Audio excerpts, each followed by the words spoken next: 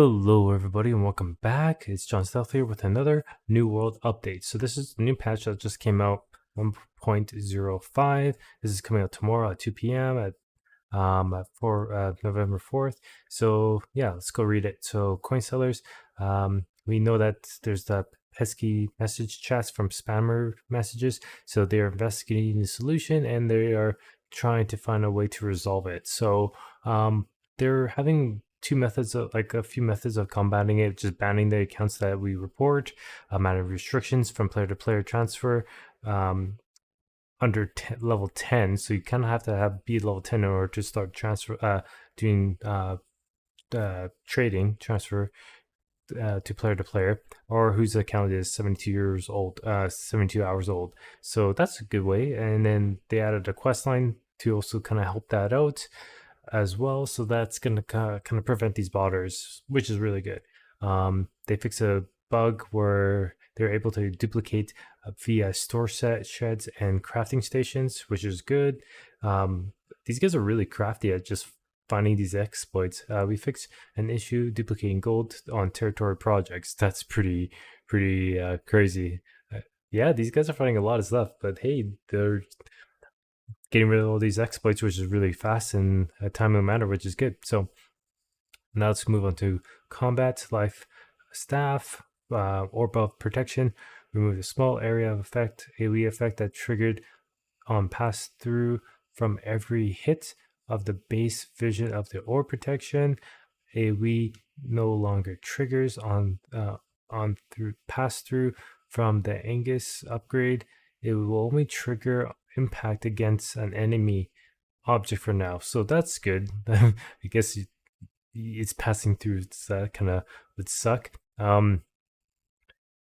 Reduce respect coin base by 60%. That is an insane amount. I must have spent, I don't know, 10,000 gold just from respecking. Actually, way more than that, probably 20,000 gold just from respecking. This is so insane. This is going to save me so much money, so that's really good that they reduced it, because I like to change my attributes a lot, and that's gonna really save me a lot. And then they also reduce weapon mastery respect with Azoth, reduce the cost by 75%. Azoth is very expensive for respecting 200 per.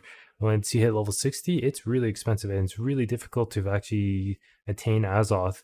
So that alone is really good. Reduce the cost of chassis by 20 to 50% depending on their tiers.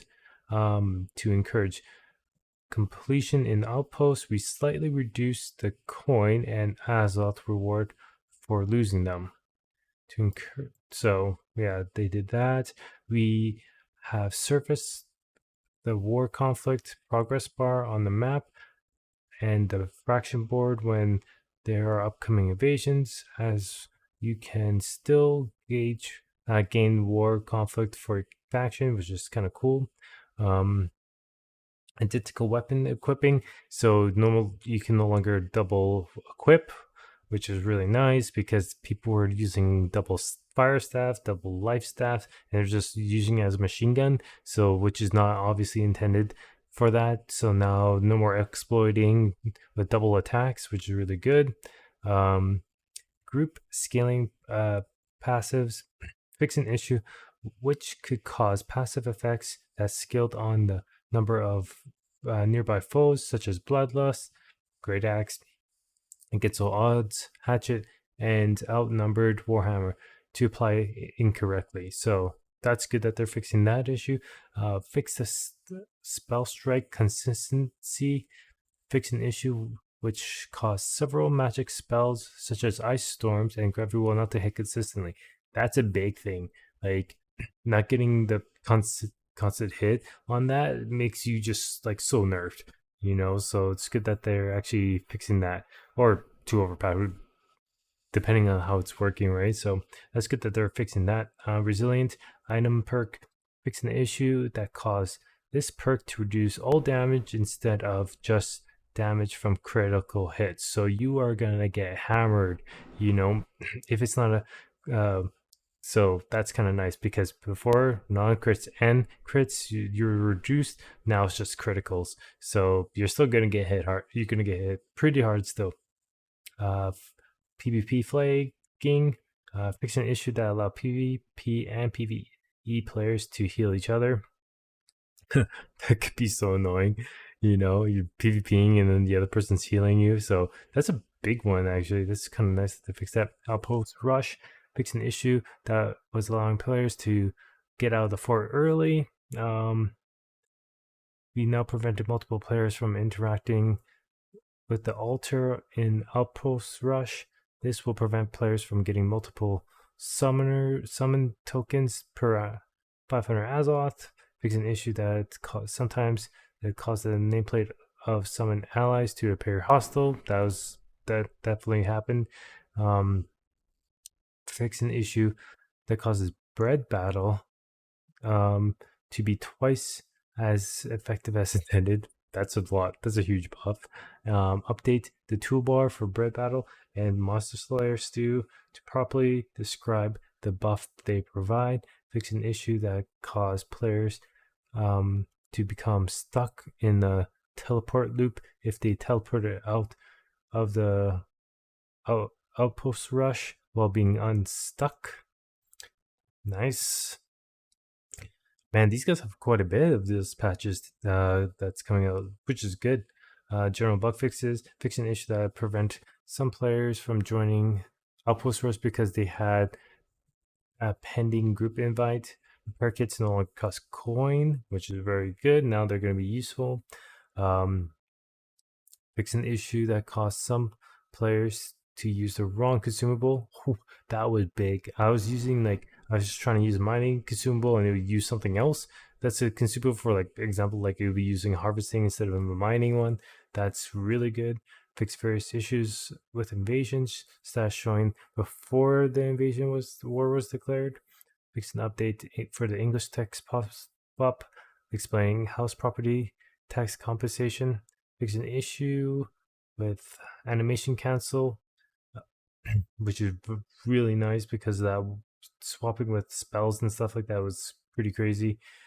Fix an issue caused Ice Gauntlet pylon to dodge to only work immediately after the pylon was placed. Fix an issue that causes players to lose their house while offline during maintenance. That's crazy. Well, that's good that they fixed that. Fix an issue with the AI duplicating a stacking spawn during a quest, shivering timbers. There's way more than that, I think, in the map. Fix an issue that allowed players to initiate a server transfer if they were in the tutorial. That's interesting. Fix an issue, trading posts to become responsive or delayed. That also goes with crafting as well, though. Improved server performance when a larger number of players in the sentiment congregate in the sentiment. Yeah, that's a big one, so that way people don't really lag or whatever or have problems. Fix an issue that caused some territory influence to not properly recognize when lots of players turn on PvP missions simultaneously.